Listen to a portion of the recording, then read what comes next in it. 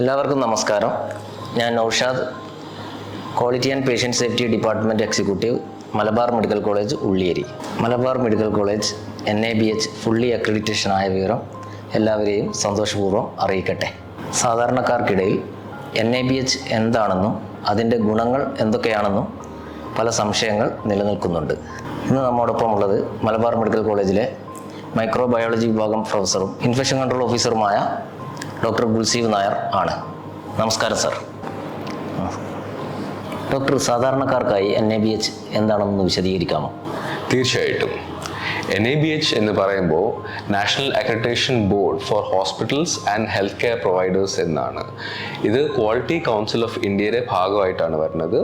അതൊരു non governmental ഓർഗനൈസേഷനാണ്. പക്ഷേ government of India ആയിട്ട് പാർട്ട്ണർഷിപ്പായിട്ട് എല്ലാ മെഡിക്കൽ സ്ഥാപനങ്ങളിലും ക്വാളിറ്റിയുടെ നിയന്ത്രണം നോക്കുന്ന ഒരു ബോർഡാണ്.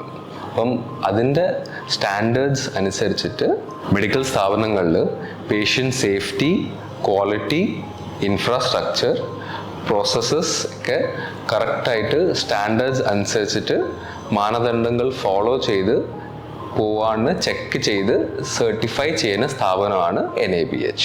ആരോഗ്യ മേഖലയിൽ NABH അക്രഡിറ്റേഷൻ കൊണ്ടുള്ള പ്രാധാന്യം എന്താണ് ഡോക്ടർ? പേഷ്യൻസിന് ഹൈ സ്റ്റാൻഡേർഡിൽ ട്രീറ്റ്മെൻറ്റും കെയറും കിട്ടുക എന്ന് ഉറപ്പ് വരുത്താൻ NABHൻ്റെ അക്രഡിറ്റേഷൻ വളരെ യൂസ്ഫുൾ ആണ്. ഡോക്ടറെ, ആരോഗ്യ മേഖലയിലെ എല്ലാ സ്ഥാപനങ്ങൾക്കും NABH അക്രഡിറ്റേഷൻ നിർബന്ധമാണോ? NABHന് സർട്ടിഫിക്കേഷൻ നിർബന്ധമല്ല. പക്ഷേ NABHന് സർട്ടിഫിക്കേഷൻ ഉണ്ടെങ്കിൽ പേഷ്യൻസിന് ഉറപ്പ് വരുത്താം അവർക്ക് ആ സ്ഥാപനത്തിൽ കിട്ടുന്ന ചികിത്സ സ്റ്റാൻഡേർഡ് അനുസരിച്ചിട്ടാണ്, വേൾഡ് സ്റ്റാൻഡേർഡ്സ് അനുസരിച്ചിട്ട് ഉള്ള ചികിത്സയാണ് കിട്ടുന്നത്, കെയറാണ് കിട്ടുന്നത്. അവർക്ക് അവരുടെ സേഫ്റ്റി വളരെ പ്രയോറിറ്റി ആയിട്ട് നമ്മൾ നോക്കുന്നുണ്ട്. അത് മാത്രമല്ല, പേഷ്യൻറ്റിൻ്റെ അവകാശങ്ങൾ നമ്മൾ നിലനിർത്തുന്നുണ്ട്.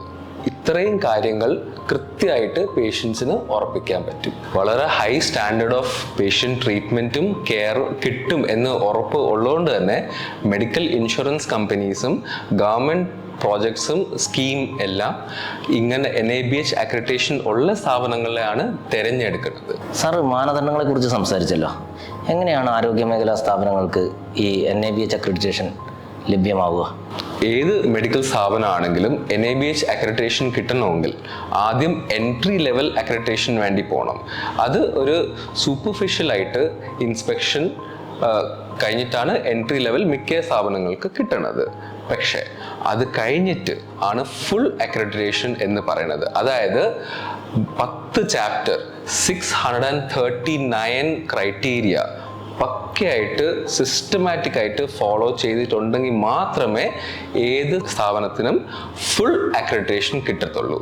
ഫുള്ളി അക്രഡിറ്റഡ് ആയ NABH സ്ഥാപനമാണ് മലബാർ മെഡിക്കൽ കോളേജ്.